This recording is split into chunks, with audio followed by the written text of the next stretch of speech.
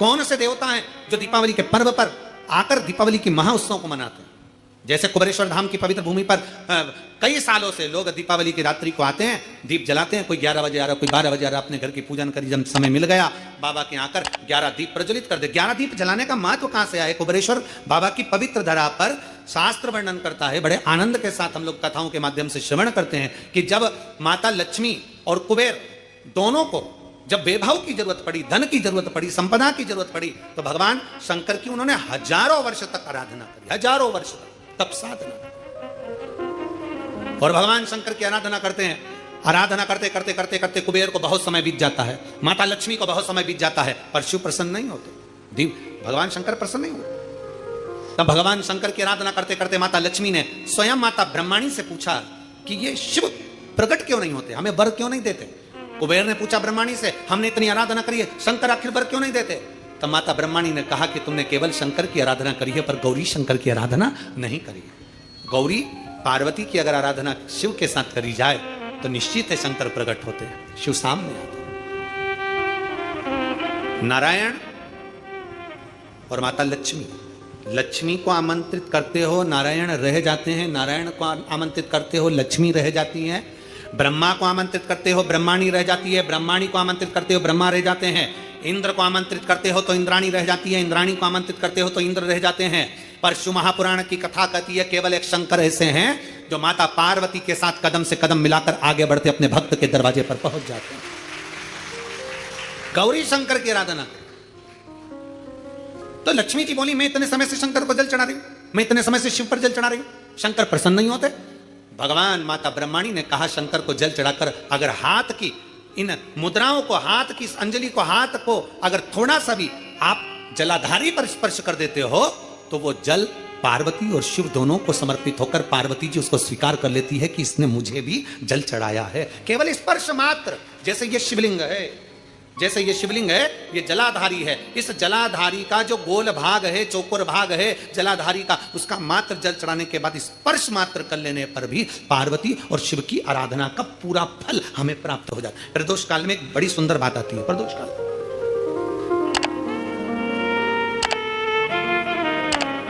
आप में से कोई प्रदोष का व्रत करते हैं? करते हो आप लोग? ठीक है। कितने लोग हैं जो नहीं करते? हाथ उठा लो। ठीक है, नहीं करते ना, कोई बात नहीं, रख लो, रख लीजिए। 26 प्रदोष का, 24 तो 12 महीने की और अधिक मास की 2, 26 प्रदोष का फल, 26 प्रदोष का फल एक क्षण में प्राप्त हो जाता है। एक क्षण में। कब? कहा जिस दिन प्रदोष का दिन हो, 26 प्रदोष में से कोई भी प्रदोष का दिन हो और प्रदोष काल में आप अपने घर से जल और एक हाथ में घी का भरा हुआ दीप लेकर जिस दिन शंकर के मंदिर में जाते हो, शंकर को जल चढ़ाकर हाथ का स्पर्श जलाधारी पर कर कर शिव मंदिर में दीप प्रज्वलित कर देते हो, 26 प्रदोष का पुण्य फल उसी क्षण प्राप्त होता है। 26 प्रदोष का फल एक ही दिन में, एक ही क्षण में प्राप्त हो जाता है। 26 प्रदोष।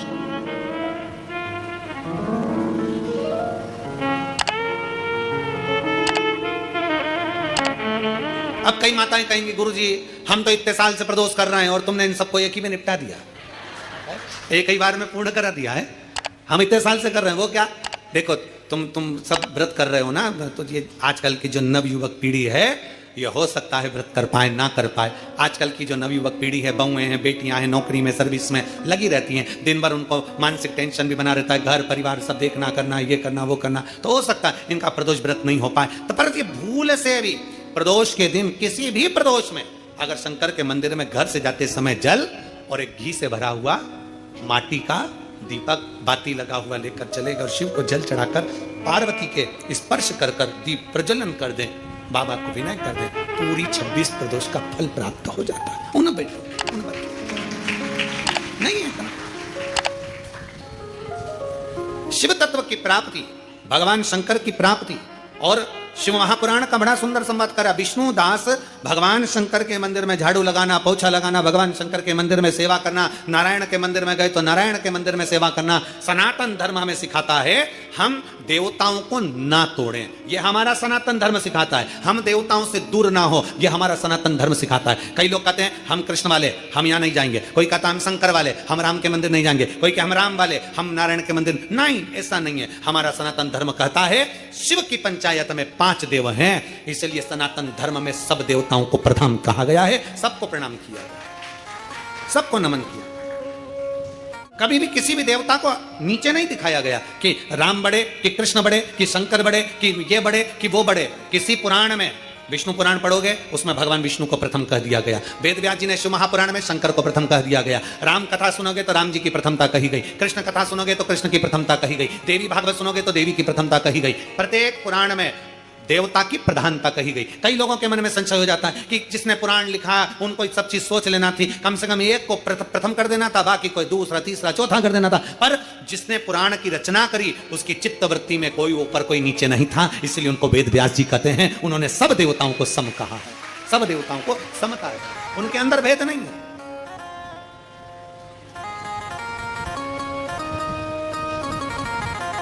उनके अंदर समर्पण का भाव और सबकी समता है, सबकी समता। और हम तो आपसे भी कहेंगे आप कभी भेद ना करिए। और यहां तक कहते हैं हम कथा के माध्यम से कि अपने को हल्का पुल्का मत समझिए, तुम सब भारी हो।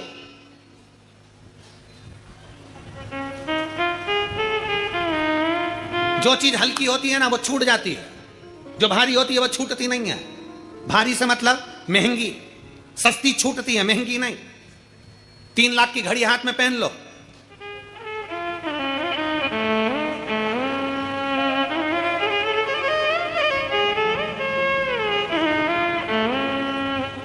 तीन लाख की घड़ी कहीं छूटेगी? 50 रुपए की छूट गई। 2 लाख का मोबाइल जेब में रख लो,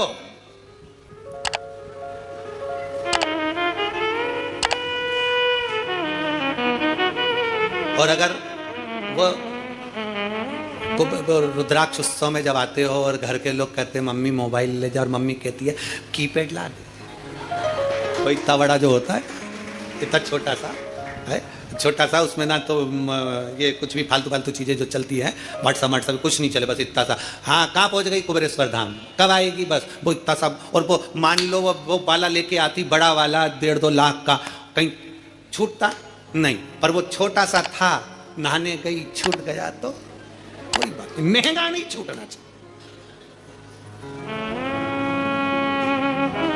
मोबाइल की कीमत है तो मोबाइल नहीं छूटता, घड़ी की कीमत है तो घड़ी नहीं छूटती, चेन की कीमत है तो चेन नहीं छूटती। उसी तरह संसार में जन्म लिया है, अपने आप को हल्का मत समझो, सस्ता मत समझो। मेरे भोलेनाथ ने तुमको कीमती बनाकर भेजा है तो तुम्हारी भी कीमत है,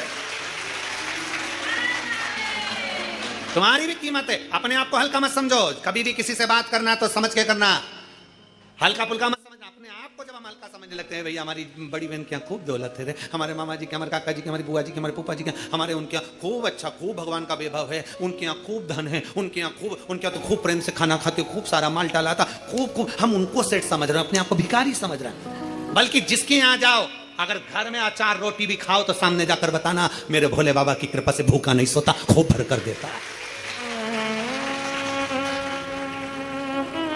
तुम्हारे घर का धन तुम्हारे घर में, तुम कौन सा हमको दे रहे हो? इसलिए हमारे घर का धन हमारे घर में हमारे को दे रहा है बाबा, 2 रोटी चैन से खिला रहा है, प्रेम से खिला रहा है, आनंद में खिला रहा है, वो बड़ा सुख है हमारी जिंदगी में। अपने को हल्का मत समझो, अपने को सस्ता मत समझो।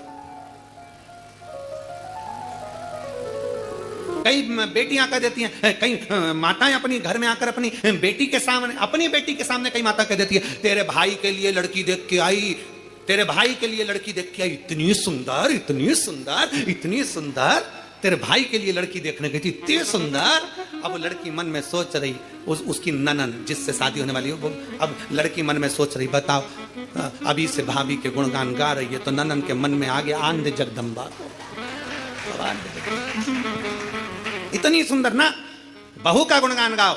घर आकर अगर किसी को बताओ, किसी रिश्तेदार को बताओ बहू सुंदर है, ये नहीं बल्कि ये गुणगान गाओ कि मेरी बहू संस्कारित है, सम्मान करने वाली है, आदर करने वाली है, संस्कारित है, तो मेरे घर की बेटियां जब सुने कि बहू संस्कारित है तो घर की बेटियां भी सोचे कि अब मुझे भी अपने ससुराल में जाकर सम्मान संस्कार धारण कर कर जाना है, आदर कर।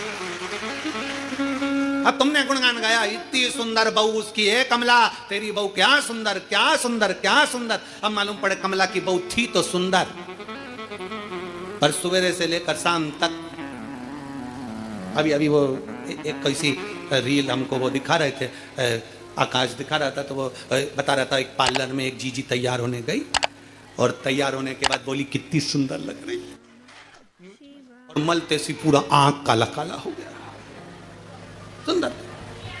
तो कहे ना एक महिला एक डॉक्टर साहब के पास गई, डॉक्टर साहब बोले क्या है, इनको नींद नहीं आ रही है। डॉक्टर साहब ने उसके पति से पूछा तुम्हें नींद नहीं आ रही? नहीं। लो, डॉक्टर साहब ने उसकी पत्नी को बुलाकर कहा ये गोली एक रात्रि को और एक सुबह दे दिया करो, ये गोली लेकर जाओ और रात्रि और सुबह ये गोली ले लो। पति आया दौड़कर, पति ने कहा डॉक्टर साहब ये गोली पानी से लूं कि दूध से लूं, ये गोली मैं कैसे खाऊं? पत्नी ने पूछा हाँ डॉक्टर साहब मैं तो पूछना भूल गई, ये गोली इनको दूध से खिलाऊं कि पानी से खिलाऊं? डॉक्टर बोले ये गोली तुम्हारे पति को नहीं खिलाना। पत्नी ने पूछा फिर? डॉक्टर बोले ये गोली तुमको खाना है, अगर तुम सो गई तो पति को भी नींद अच्छे से आ जाए। तेरे चक्कर में रात भर जागता है, टेंशन में, जरा जरा सी देर में विवाद, कई डिप्रेशन में पहुंच गए, कई माताएं कहती पति डिप्रेशन में पहुंच गए, हमसे कहते हैं पहुंचा नहीं पहुंचा दिया। पहुंच, प्रयास करो जितना अच्छा दे सकते हो, जितने अच्छे से बोल सकते हो।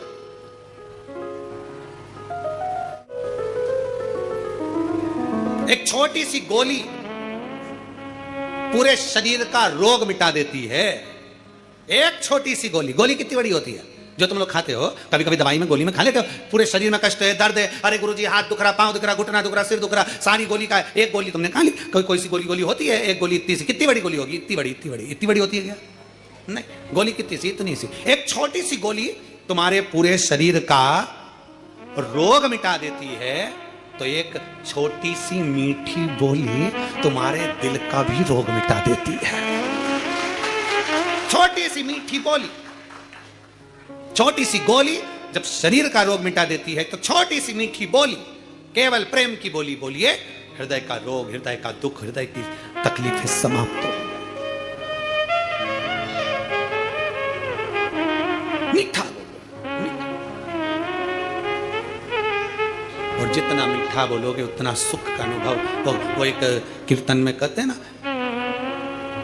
कहां से सीखा मोहन तूने मीठा बोलना, कहां से सीखा मोहन तूने मीठा बोलना, कर कर के मीठी बातें इस दिल का चोरना, कर कर के मीठी बातें इस दिल का चोरना, कहाँ से सीखा मोहन तूने मीठा बोलना, कहाँ से सीखा मोहन तूने मीठा बोलना, कहाँ से सीखा मोहन तूने मीठा बोलना, कहाँ से सीखा मोहन तूने मीठा बोलना।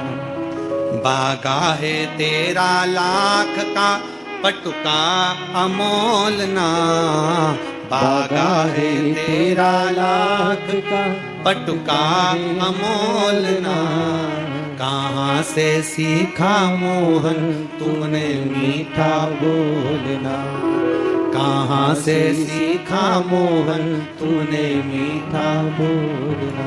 छोटी सी गोली शरीर के रोग समाप्त कर देती है, तो छोटी सी मीठी बोली हमारे हृदय के दुख को भी समाप्त कर देती। क्या चाहिए किसी को? क्या चाहिए? एक बूढ़े व्यक्ति से पूछो, क्यों? बूढ़े व्यक्ति से पूछना, पिताजी से, घर के बुजुर्ग से, घर के बूढ़े व्यक्ति से पूछना, पापा तुमको गाड़ी दिला दे 4 व्हीलर अच्छी जोरदार, पिताजी कहेंगे क्यों पागलपंती करता है रे, मेरे को क्या करना 4 व्हीलर से। फिर बूढ़ी माँ से पूछो, मम्मी ओ मम्मी चल तुझे सोने के हार दिला देता हूं, कंगन दिला देता हूं, सुंदर सुंदर सोने की रकम बनवा देता हूं, बनारसी साड़ी दिला देता हूं। बूढ़ी माँ कहेगी रे क्यों हंसी उड़ाए संसार में, अब बुढ़ापे में मैं इतना सामान पहनूंगी क्या, बनारसी साड़ी वगैरह बहू को दिला, बेटों को दिला। बूढ़ा व्यक्ति क्या चाहता है, 4 व्हीलर गाड़ी नहीं। बूढ़ा व्यक्ति तुमसे 4 चक्के की गाड़ी नहीं मांगता, बूढ़ा व्यक्ति तुमसे केवल पूरे 24 घंटे में 4 मिनट प्रेम से बातें मांगता है कि मेरे पास बैठो और मुझसे बात करो। बूढ़ा व्यक्ति क्या चाहता है, तुमसे धन दौलत संपदा बूढ़ा व्यक्ति नहीं चाहता, पर 4 मिनट मेरे पास बैठकर मेरे से 4 बातें तो करो। घर में बहू है, 4 मिनट तो मेरे पास बैठे, घर के बच्चे तो मेरे पास बैठे, 4 मिनट कोई बैठने को तैयार नहीं। 4 चक्के की बात तो जाने दो, 4 गाड़ी की बात तो जाने दो, 4 शब्द प्रेम के अगर बोलोगे तो बूढ़ा रीझ जाता, बुजुर्ग व्यक्ति रीझ जाता। शिव तत्व कह रहा, विष्णुदास और चोल राजा दोनों शिव की आराधना, दोनों नारायण की आराधना कर रहे हैं, इनमें कोई भेद नहीं मानते वो। आज चोल राजा ने भगवान शंकर के मंदिर में और नारायण के मंदिर में हीरा मोती सोना चांदी चढ़ा दिया। थोड़ी देर बाद में विष्णुदास आया, विष्णुदास ने अपने पास रखी हुई वस्तु बेलपत्र तुलसी का दल, बेलपत्र शंकर को चढ़ाया, तुलसी दल नारायण को चढ़ाया। चढ़ाते से जो सामग्री हीरा पन्ना मोनिक मोती रखे थे वो सारे के सारे ढक गए, वो सबके सब ढक गए। अब जैसे ही सारा की सारा सामान ढका, सारी की सारी सामग्री ढक गई, चोल राजा भगवान का दर्शन कर